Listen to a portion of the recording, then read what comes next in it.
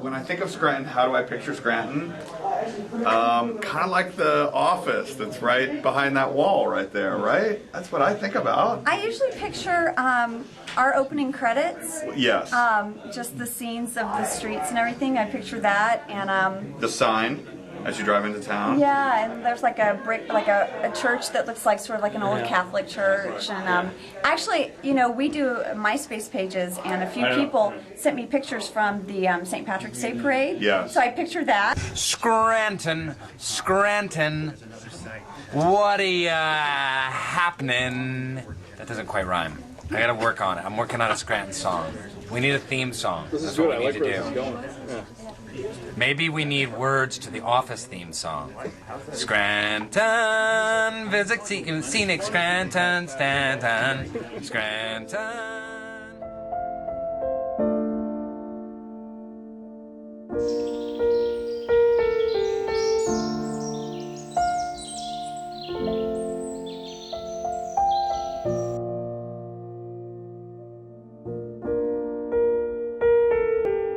Scranton, Pennsylvania, often called the Electric City, a historic and vibrant community located in northeastern Pennsylvania. Positioned about 2 hours northwest of New York City and 2 hours north of Philadelphia, Scranton earned the nickname the Electric City because it was one of the first places in the United States to have an electric-powered streetcar system. In March of 2005, a TV show transformed Scranton from a coal town to a cool town. The U.S. version of The Office put Scranton on the map, turning this small city into a cultural icon. This is the Electric City story.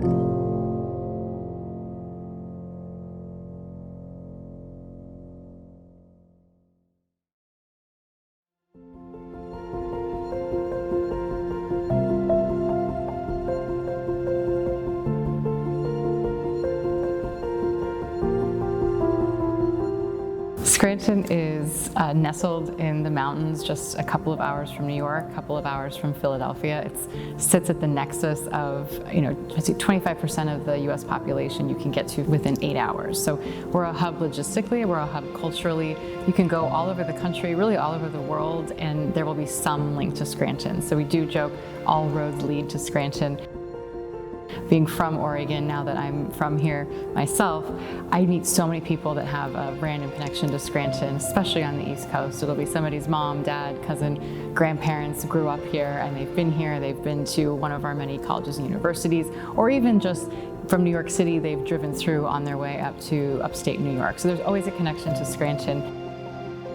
It's the best of both worlds. So you can get a city atmosphere, city amenities, culture, arts, shows, but you also have that small town country feel and can get out to nature and never really feel like you're in a big city, even though you can get all of the positives from that. It's kind of like your hometown. It's that small town feel with a lot of the, we get the metro vibes here and there, but it's a place where people can call home. I mean, it all fits really well, where I wanted to be, 26 years ago and where I want to be today. And it just makes for a really nice life. Scranton is a great place. Quality of life is amazing. Great place to raise kids. No traffic, which is a big bonus. And you're only 2 hours from New York, 2 hours from Philly, so if you want culture, it's a pretty quick drive. I really call it like a nice-sized city. It's got enough activity and culture and people here so that you don't feel like you're in a small town, but you're not so big that you're in a place like New York or Philadelphia where you could really just be a number. It's got a nice sweet spot of what community means. It's an old coal mining town, and a lot of the folks who live here have been here for generations, but there's also other folks who have just arrived here, this generation too, and so it's, I find like a really nice place to grow up and a really nice place to raise a family. It's a great city because it's a great community. You know, folks who live here have generally been here for 4 or 5 generations, so we all kind of know one another, which it gives people a little more, you know, a little more commitment to the community. A lot of volunteering happens here. You know, a lot of our nonprofits are supported by people because, you know, people want to reinvest in the community they live in. So people really take pride in their connection to Scranton. It got a rough rap for a lot of years, but I never understood the rough rap it got out of here because it was a wonderful place to grow up, good place to have a family. People are wonderful here, hard workers. So I would describe Scranton as like salt of the earth hometown, but still a city, right? So it does have a city vibe, but yet you can live in the city and be 15 minutes from a lake, 5 minutes from skiing, and so you really get that kind of overall feel. Scranton was missing something that would change the city forever.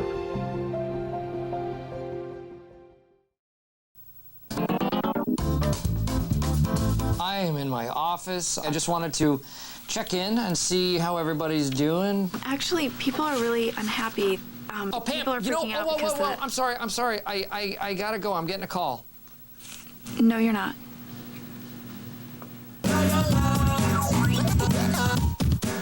Dwight sent around this memo. Oh, God, here we go again.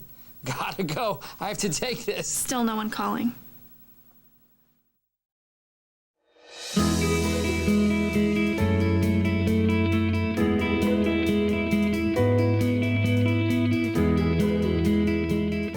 2003, I'm working at the local newspaper at the Scranton Times, and we received a fax. You know, back in the day, that's how they came over, just about this news show that was going to be aired by NBC, and they were looking for a location, and they were deciding what city or town they were going to shoot this in. So it was interesting, you know.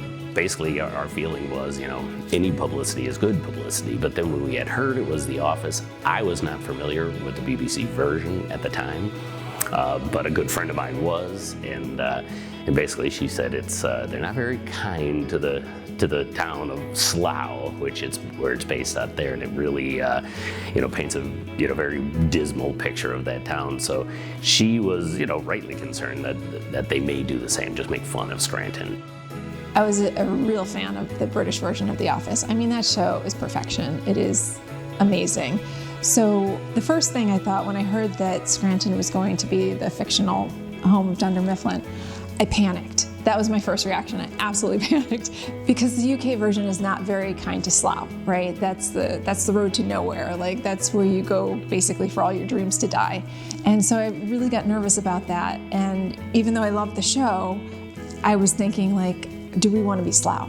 And I'm like, I don't know if the mayor understands this, and I better talk to him. And so I didn't know him very well, but I somehow made my way into his office, and I was like, I'm really concerned about this. I'm not sure this is the best thing for a city that's trying to reinvent itself and revitalize. And he's like, oh, I don't know. I talked to this guy, Greg Daniels, and he said he's going to be good to the city. And he's like, he didn't seem too worried about it. I'm like, he's never watched the UK version of this show. He doesn't know. But I'm like, okay, I'm like, all right, well, I hope this Greg Daniels lives up to what he says.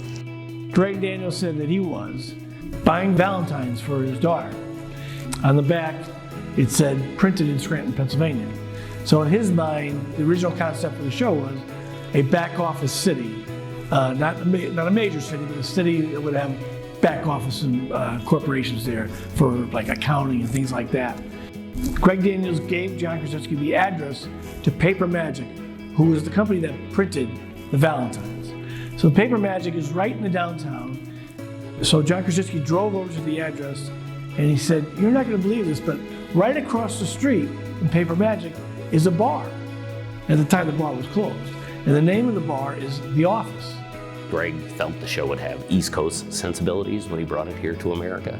he decided that the home office would be in New York. So he began to look at cities that were within driving distance of what would be the home office, the fictional home office. So this satellite branch, he was going to be in one of these towns, and basically he sent his writers out to towns like Nashua, New Hampshire, Stamford, Connecticut, Scranton, Pennsylvania, and all of them ultimately became branches of the office. And you know, from what we understand, there were some happy coincidences that made them kind of realize that Scranton was the one. The name kind of sounded a little funny. It has a lot of consonants in it, you know, and it really seemed to play up. And as Greg said, it's actually kind of a popular name. People are aware of the name of Scranton, you know, and so it was big enough where it was like a recognizable thing, but small enough where it could be a satellite branch.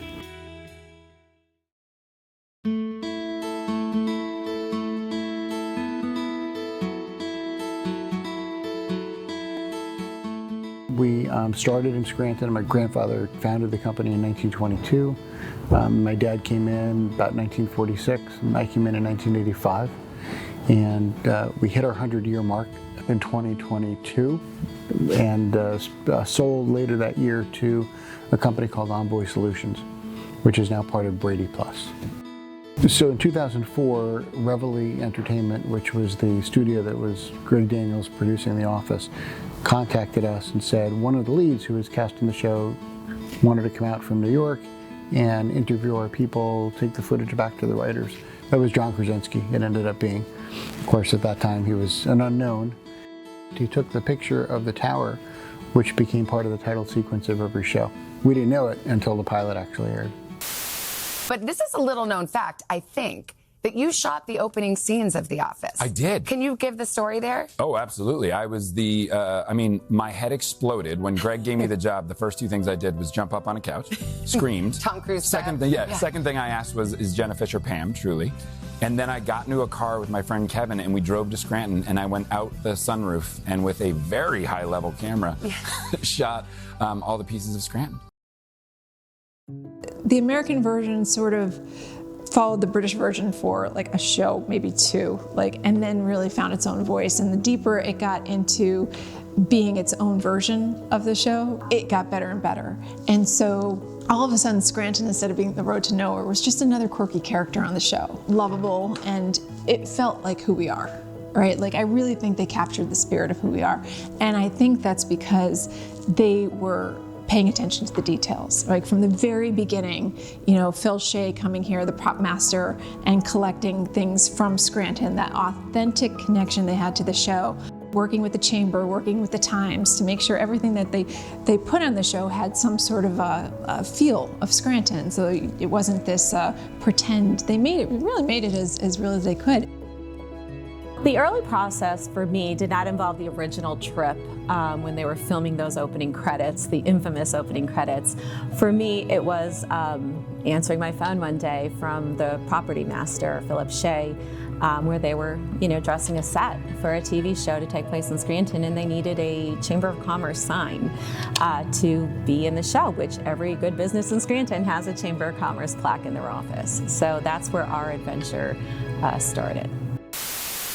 So usually what we do is we get a script and we'll break it down, and it'll have some references for Scranton, and I'll run and I'll call Mari Potis, who's the Scranton Chamber of Commerce president, and I'll tell Mari that she has to go out and find something for us and FedEx it to us overnight. And I think of some of the things we've seen. We've seen a Wilkes-Barre Scranton Penguins jersey. Right. We've seen the Froggy 101 stickers. Right. We've seen an ice scraper, I believe, from our area. An ice scraper, correct, yes. yeah. So things like this, right? Anything that's generic and just kind of exclusive to the Scranton, Pennsylvania area.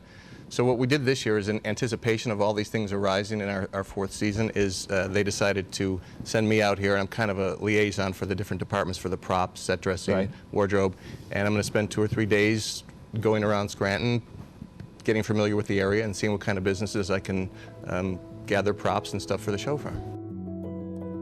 So with the props, as I said, Philip, the first phone call, and it elaborated. I really wanted to know what was going on, what was NBC doing, how can we do more? That's kind of a Chamber of Commerce role. We're here to help businesses grow and succeed. Well, in the city that's being portrayed in a TV show, why wouldn't we want to get those businesses involved? So the original conversation with Philip took us down a road of, I can get you more products instead of you making several phone calls. So those first 2 years, we worked together, and people that I knew very well, because everything had to be signed off, for NBC Universal, and I had to sell a show to Scranton, to the mayor, to the newspaper, to my boss, the president of the chamber at the time, and it was, let's take a leap of faith. We could be the next Seinfeld, our big thing. Then they won the Emmy Award, and then everybody wanted to be part of the show, and instead of reaching out all the time, we decided to have an open call for any businesses to come and submit products to appear on the show in a prop drop that we did at the mall at Steamtown at the time. And we did that for the first year. We did it for 2 days. And there was lines wrapped around that mall. Every business so excited to meet Philip Shea, to be part of a TV show, an Emmy Award-winning TV show at that point. And we continued the prop drop for the remaining years it was filmed. It gathered the attention of anyone and everyone in our area, especially people that were working at, attractions, locations that were kind of big in the area. I remember right behind Pam's desk at the thing, there's a University of Scranton flag right there. Froggy 101 is a really big country station here. And again, just the restaurant references and the different pamphlets, like the magnets on the refrigerator, the Wegmans products. It's just like all that stuff just was really authentic to the local area. And, it became almost a game to not also enjoy the comedy of the show, but to also figure out like what Easter eggs can we find that's like, oh, that's a Scranton thing. After they came here and toured here, it was like this next level of connection to the show. Like they really started to not only use the places, but they very much paid attention to, is this really there? And I think it got even deeper into its authentic connection to Scranton, and I think they wanted to. They shot some B-roll, they took the writers everywhere, like all around the city and the outskirts. So it was like they soaked it in, they marinated in Scranton, and it paid off, because I think Scranton really became a really wonderful part of the whole story. In 2006, Rainn Wilson was the first The Office cast member to visit Scranton. His memorable visit marked the first official appearance by a cast member in the city. This was a big deal for both fans and locals, as The Office was just beginning to gain a serious fan base, and Scranton itself was becoming a cultural landmark due to its connection to the show. Rainn was the first actor to ever come to Scranton after the opening credits thing to first make an Office appearance. The mayor, but he wanted to take him on a tour around the city. And all he wanted to do was go to the mall. And there were fans galore, lined up all throughout the mall and all down Lackawanna Avenue. And we have this stupid, ridiculous limo we're all in. And he opens the roof and he puts his hands up and he's waving, and the fans start screaming on Lackawanna Avenue. I was driven around the city of Scranton in a stretch Hummer by the mayor. I got Greg on the phone and passed the phone over to Greg so he could talk to the mayor, who was pleading with him to come film in Scranton. I felt like Justin Timberlake. I mean, there was a line stretching out around the mall down the street. And they, I had mentioned on a radio interview, I was talking about Dwight's haircut, and I was like, oh, they should offer $6 Dwight haircuts at the mall. Big banner, Dwight haircut, $6. These fans come, there were 5 guys who all got Dwight haircuts. They were and they all had I was made an honorary sheriff's deputy. I just have to go pick up my badge because they have to take a photo of me. And then I was made an honorary police officer of the city of Scranton, and not to be outdone, I was made an honorary mall security.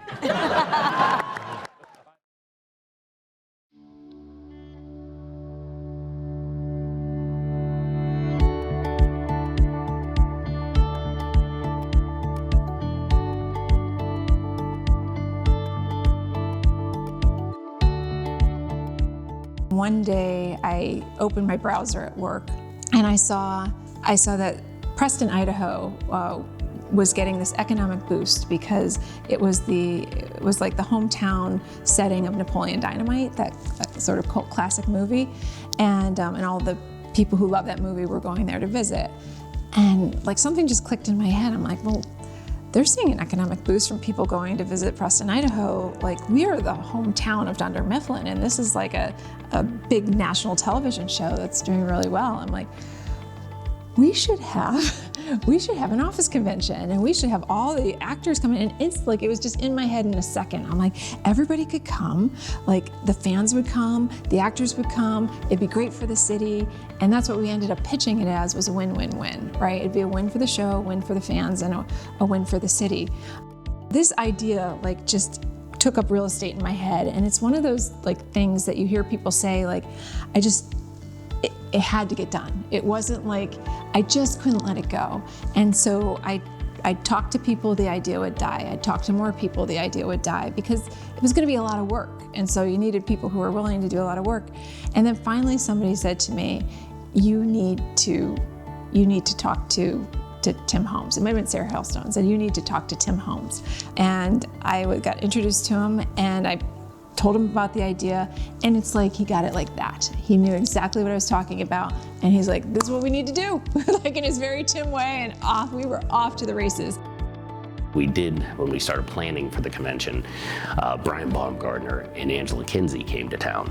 And it was just wild, aside from the fact that, out in LA you never think of it, but they're not rock stars out there. But when they came to Scranton, they were. It was just this huge, it was an epiphany for them as well.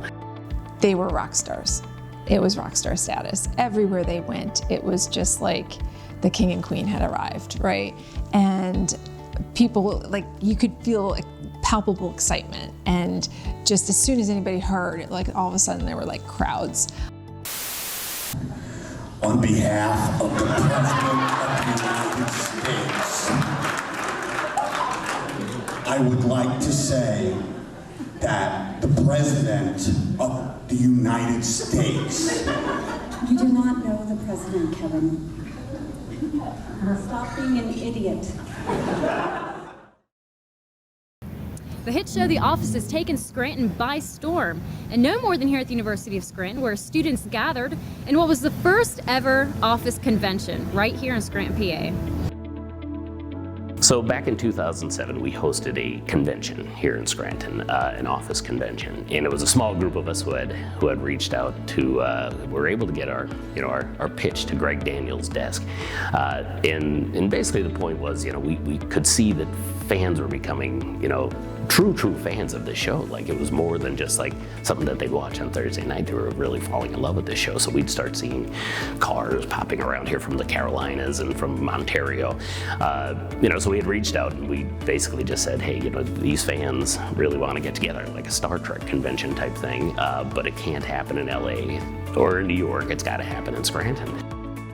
All of a sudden we had local partners from the Chamber to the University of Scranton to Mohegan Sun to, just basically got everybody together, and Tim was able to do that. And then reach out to NBC and then to the show and then prove ourselves to the show. And then when the show was like, okay, we're cool, we're behind you, but you have to talk to all the managers and agents of each person and sort of negotiate with them. So next thing, we're writing contracts, we're calling up going I have no idea how to do this. I'm an architect. I'm calling up somebody's manager going, hi, I'm Michele from the Office Convention, and just kind of winging it. I mean, we're just totally winging it. We have announced that this is happening. We have announced that we are having an office. The Office Convention is happening.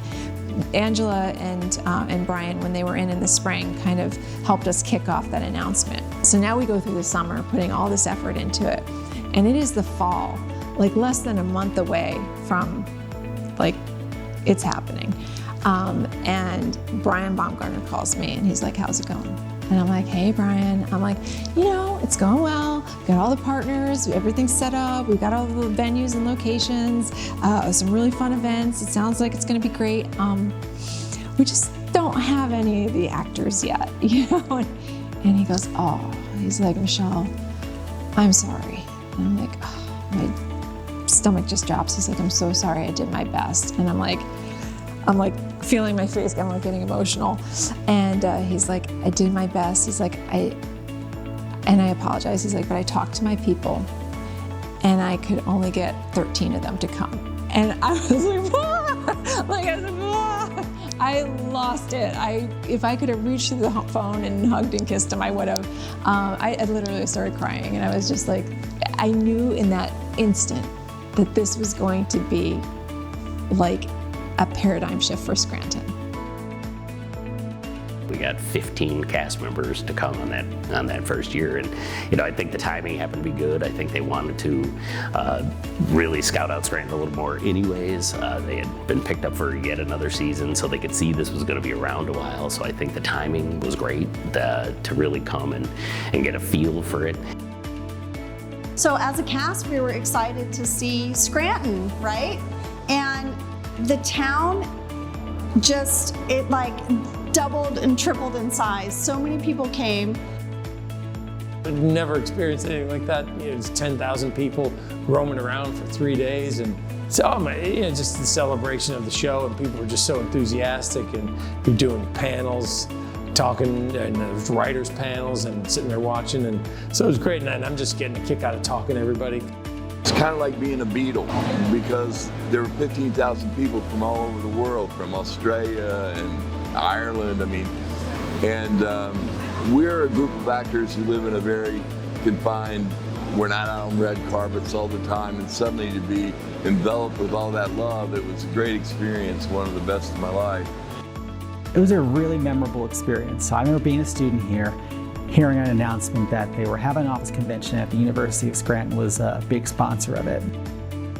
I think the biggest centerpiece of that event was that Al Roker in the Today Show was going to do the weather from Scranton. And so on our campus, there's kind of a big central pathway that kind of meets in the middle called the Commons. And so we had student groups perform at that, like the cheerleaders were there, and there were other dance groups and stuff that did presentations kind of like in between those different segments. And then he was also interviewing different cast members that were there. And so that was, the Today Show is live at 7 a.m. So you had to be, if you wanted a good spot, you had to be there early. And so I remember getting up at like 3 o'clock in the morning. It was kind of a cold morning, so I had like my office shirt on that they gave us to wear, and I had like a cold jacket on over it. And I remember that Angela was being interviewed by Al, and we were getting like a cheering section going, screaming like, Angela, we love you, come see us.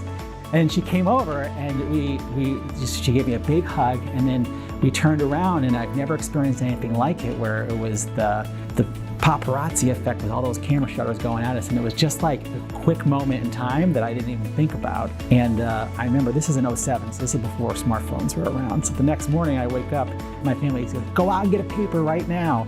That I went out and got a paper, and there I was with Angela Kinsey on the front page of the Scranton Times.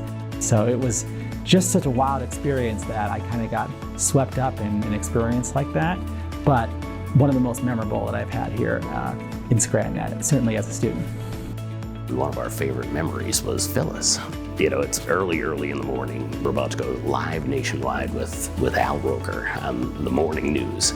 And, Phyllis, I've got her, and I've got Creed, and we've got a whole bunch of people lined up in like a little bit of a green room at the University of Scranton, where we're going to take them out and have them go live with Al Roker, who's outside with these 4,000 kids all screaming around there. So as we're getting ready, we're about to go live in about 17 seconds, and I open the door, and Phyllis starts reaching into her purse to take out a camera to take a picture for her mother. And I'm like, what are you doing? And I'm like, give me the camera, I'll take a picture for you, you need to get out there. And so she goes out there, but she was just a regular person. The kids went crazy. It was the first famous person they saw. She was the first one to walk out the door, and they lost their minds. And her face, she immediately welled up and started crying. And you could see that, she's a real person, and this is a real big deal for her, and she wanted to share it with her mother. So it just really gave you an idea that it was just one of these special moments for everybody. It was great. Every event we had was well attended and popular. The people were really excited. It was as if we had a street festival in the downtown, and everybody wanted to be part of it. So everybody in the community, not just the city, but surrounding areas, came into the city for the day and really enjoyed themselves and celebrated. Favorite headline was the Philadelphia Inquirer said that Scranton had gone from cold to cool. That's a big deal. We forever, Scranton had, throughout the 70s, 80s, 90s, we were always thought of as this kind of Rust Belty, past its prime city. But it just changed. The perception had changed. I think the Philadelphia Inquirer, their writer, certainly saw that we got the joke. Scranton, we weren't like offended by, how they were portraying us. We thought it was just wonderful. That is a change in the perception of a city that the office made possible for us. And we just took advantage of it, right? We seized the moment and we said we can use this as a vehicle to show people how wonderful our city is, right? And how great its people are, and like this is an amazing place. But the office allowed us to do that and has forever shifted the perception of our city.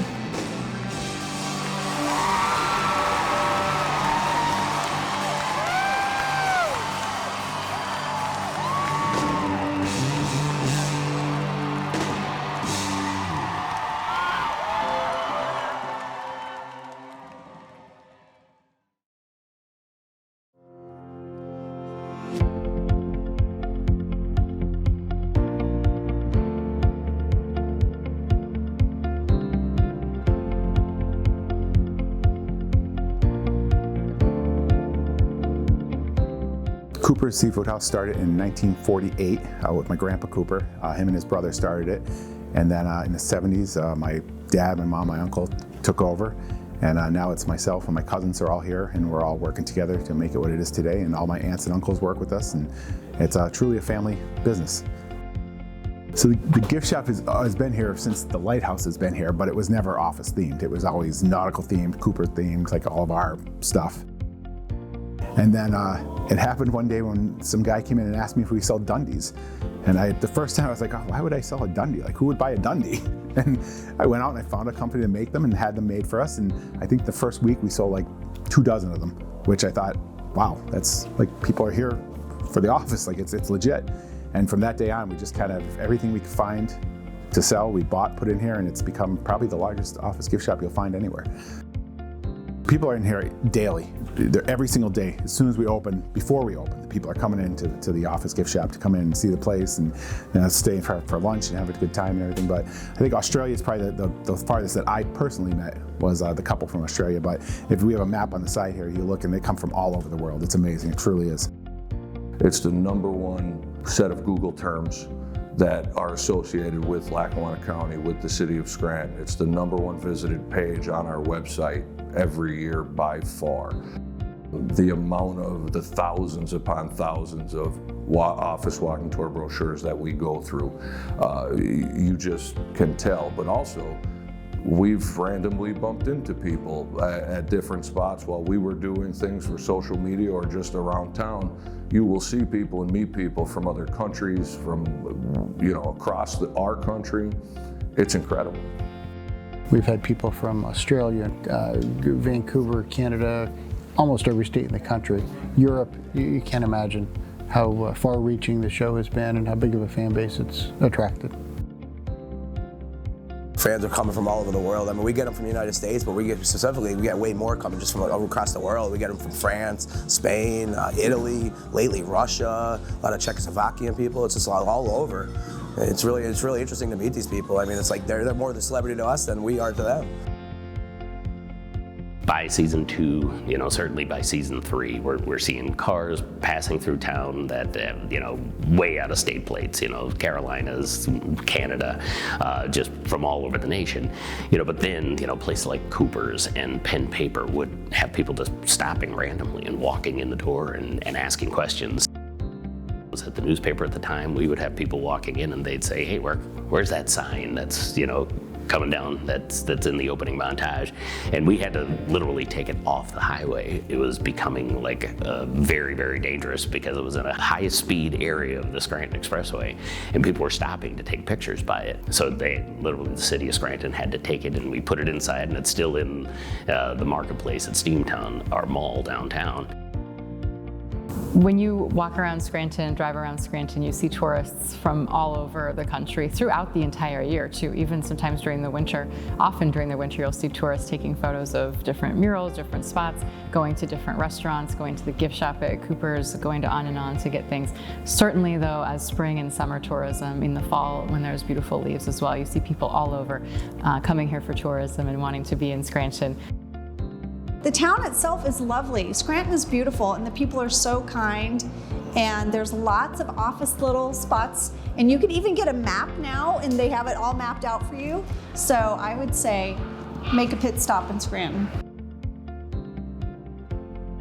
The Office 5K, having their third one, it's been so great, and I think any nonprofit or any organization that has any kind of event and they theme it the office, it's brilliant because they are going to have fans who want to participate in it from around the world.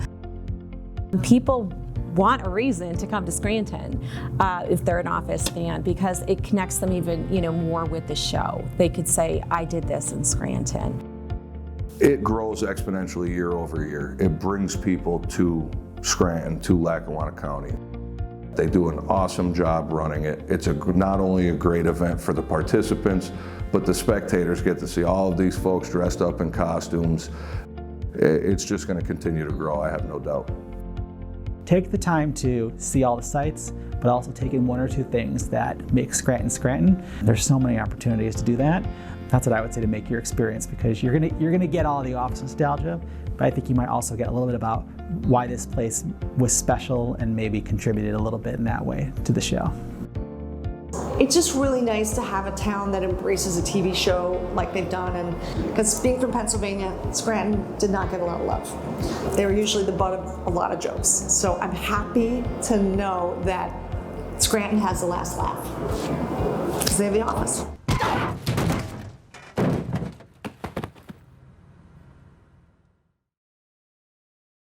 8 years ago, America discovered how much fun going to the office could be. You put my stuff in Jell-O again. September 20th, return to Dunder Mifflin one more time for the start of the farewell season. Yeah. It's a season of change. New guys. They're like the new Jim and Dwight. Body by Cheez-It. Ah, humor. I have it too. With the return of old friends and surprises like only The Office can pull off, we can't wait for the farewell season to begin. Thursday, September 20th, here on NBC. Obviously, we would love to see it go on and on, but you also don't want to see it, stay too long. So you want that comedy to be fresh and to end on a high note, and they most certainly did. That final season was just absolutely amazing. It was the most perfect and beautiful ending to any show I've ever seen. It left me completely satisfied and feeling like it honored the show. And I just thought it was beautiful. Perfect. We begin tonight with a hot night in Scranton as fans gear up to give the popular show The Office, a Northeastern PA, goodbye. Already several members of the cast and crew are in town tonight for the Office wrap party celebration that's going on all day tomorrow. When the Office convention was over, Tim kind of greased the wheels with Greg Daniels before he left. Like, if you want to do this again, we're always ready if you are. 2013, it comes out that The Office is going to end. And at some point I just texted Tim, it's time. And he knew exactly what that meant. And, kind of was right on the same page. And I think already had started some wheels in motion.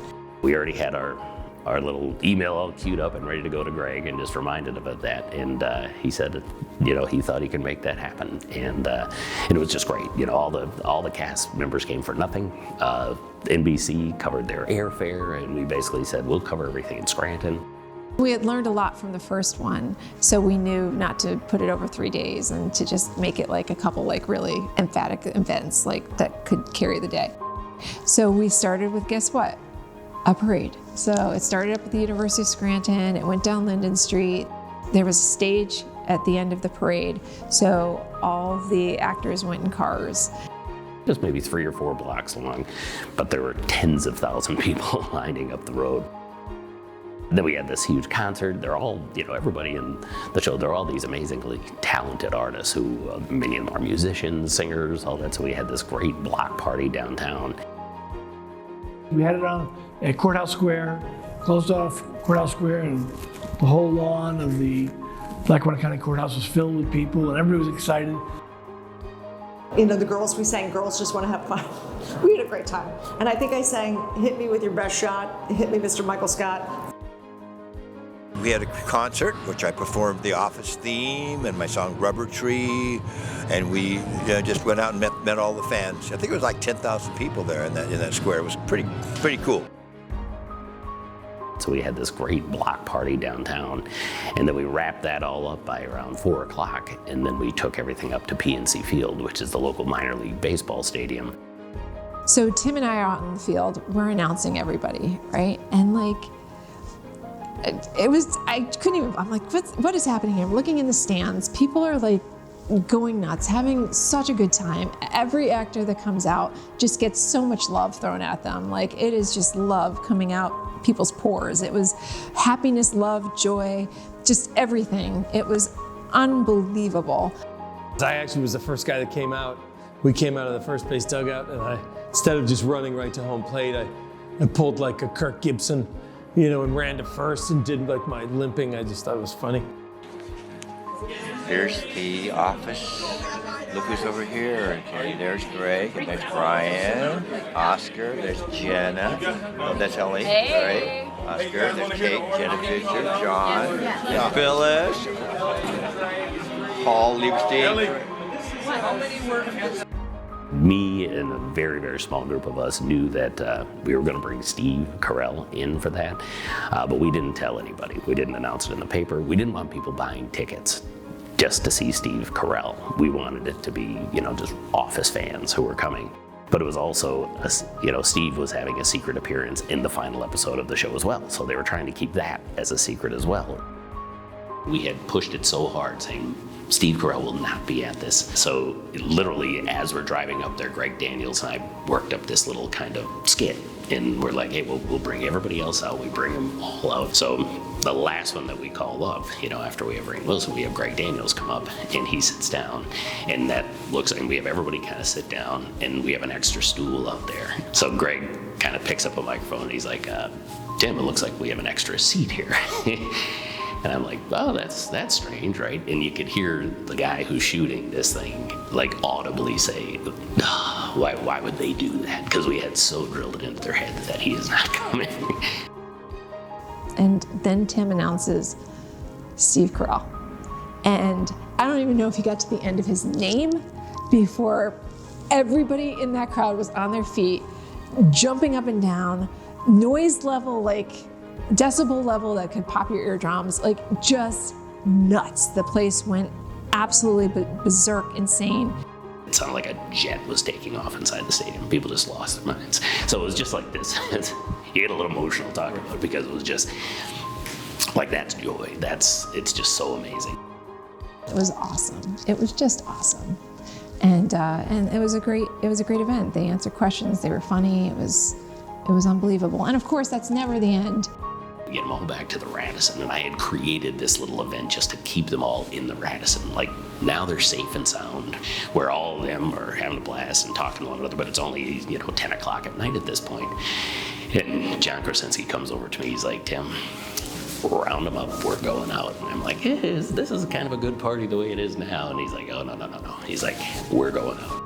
And I had already pre-set it up just in case with the Backyard Ale House, which is a pretty good-sized place, but they have a huge back bar. They were behind the bar, serving drinks, interacting with fans, and being with each other. And really getting to see them appreciate each other in this moment that they were sharing.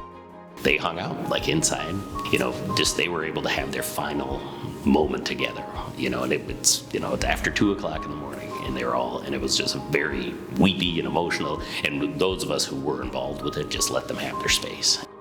The wrap-up party, that was so bittersweet because I really did make such great lifetime friends with the people I worked with. And some of them came in for the wrap-up party, and I toured around with the producers, and we gave out our Best Friend Dundee Awards to the businesses, who supported us so well. It was a very special event, and to see the local community come together with the world in Scranton, it was like parade day times 10. It was really remarkable.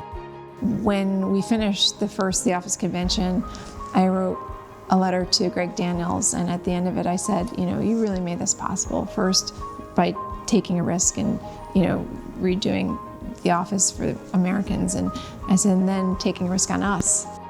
And I said to him, I'm like, thank you for the rocking chair stories. Because when I'm, in the old folks' home on the little rocker, this is what I'm going to be telling people about until they don't want to hear me anymore. And then I'm going to keep telling them about it, right? Because it did make such a difference, not just for me, and definitely for me, but for our city and for a lot of people who came and experienced it.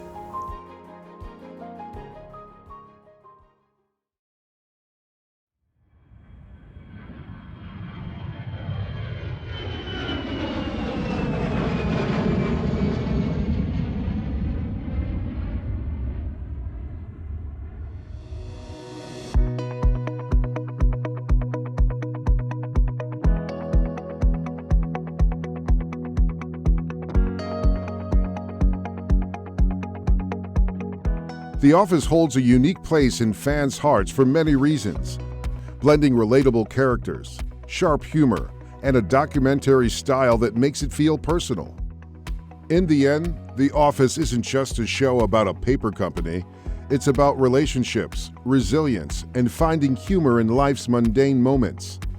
Fans feel like they've known these characters deeply, and even years after the final episode aired, it remains a show that connects people, invokes laughter, and brings a sense of community. I've seen the series from start to finish at least 10 times. I'll put it on reruns while I'm doing something else just because I want that comfort and to hear the jokes just one more time. There's something relatable, no matter what character it is, there's something that you kind of cling on to, and then they develop the character as it goes along, so it's pure joy. So my legs are full of Office tattoos. I have 25 so far. I have something picked out for each character. I like to ask their input. So some of them have been picked out by the actor themselves, and almost everybody have seen them. So there's only two, Ed Helms and Mindy Kaling. Only two that haven't seen them. So I definitely got a lot. I got 25, they'll be completely full. So I'm very excited. Once The Office hit syndication, whole new fan base came out. Oh my God, they came out of the woodwork. Friends of mine, relatives of mine, people who never understood. All of a sudden they became fans. I think it's just still relevant today. It's like, sure, there's some old technology and Blackberries and, things like that in the show that might date a little bit, but overall, people still work in offices and people still have these interpersonal problems, and they've got the odd duck at work, or, the will they or won't they. So it's like, the content that was done just feels somewhat timeless and still relevant today. There's something about this show that everyone can relate to, as far as we all kind of have second families when you go to work in an office. So it's sort of and even if you don't work in an office, you work with groups of people wherever you work. And so I've always said it's almost like your adopted family. So in a way, I sort of think that's what makes it so universal. I also think it's very sweet and moving. In a lot of ways, it's not just funny. I think the majority of people have a shared experience from The Office. I think it speaks to something, a level of people being dissatisfied with their workplace and having to endure those relationships with other people. I think people connect to that pretty quickly. I think it's the relationships, there's certainly funny plot lines and silly things that happen, but it's the relationships that keep you there. It's Jim and Pam, it's Dwight and Angela, it's Michael and Holly, and Phyllis and Stanley even have their own dynamic, and the accountants, and That's what I think is really special. And I think no matter, what your job is, whether you work in a hospital or even if you're like in college, there's a Dwight in your dorm room, right? And there's like, you probably work with a Meredith at some point. I don't know. But so I think the relationships and the people are familiar and it keeps you coming back. I think there's something about The Office that is a slice of reality. I think the fly on the wall thing actually treats people with more intelligence than most shows. And I think that there's always someone to relate to in the bullpen. And I think kids identify specifically because Michael Scott's kind of like your teacher. And we're all sort of like at desks next to people we didn't pick, which happens at school all the time. I think people love The Office because it was a show that was on and was good, but also had time to grow. And when you let a show run for a long time, people get ownership over it, you know what I mean? 9 seasons is a long time for a show to be on. And throughout that time, people become adults, they get married, they have babies, they have grandchildren, and like those moments become attached to a show sometimes. And I think The Office is that for a lot of people. I think the main reason people love it is the David Wallace character. No, I think it starts with the writing. Then I think it's the beautiful Michael Scott heart, is wacky and it just leads with his heart. His heart's on his sleeve. He's just, such a lovely character. Well, the Arizona Daily Star reports that a Tucson man saved a woman's life using a CPR lesson that he learned watching the TV show The Office. 21-year-old Cross Scott saw the woman slumped over her steering wheel in her car and he broke the window to get in. Scott had no CPR training, but this episode of The Office came to his aid. Good trick is to pump to the tune of Staying Alive by the Bee Gees. Do you know that song? Yes, I do. I love that song. First I was afraid, I was petrified. No, it's Staying Alive. The show's hilarious, right? It's so hilarious. There are moments, I had one just yesterday where I felt like looking at a camera and just like having my eyes bug out and be like, did anybody hear that? Right? It speaks to you as a mom, it speaks to you as a colleague, it speaks to you as a boss. It speaks to you as an employee. It's just funny. They just got it. They got it so good from the beginning. It has done unbelievably well in syndication. It really went off the charts when Netflix put it up streaming until Peacock relicensed it from Netflix. But an entire generation of Americans who weren't even around when it was on its original run have discovered the show and have become huge fans. Because of streaming, every year it feels like a new generation of college students finds The Office and it starts all over again. So it really doesn't matter that they haven't filmed a new episode since 2013 because it's new to these kids. And then the excitement is very real. It's the same as it was for the people that were watching those episodes when they were brand new. When you look at the streaming and the minutes that that this is being viewed, it's just the numbers are mind-boggling. So yes, it's a much younger audience now looking at it. A whole new generation is now falling in love with this show, and I think it is because of how real it is. The comedy that's just everlasting.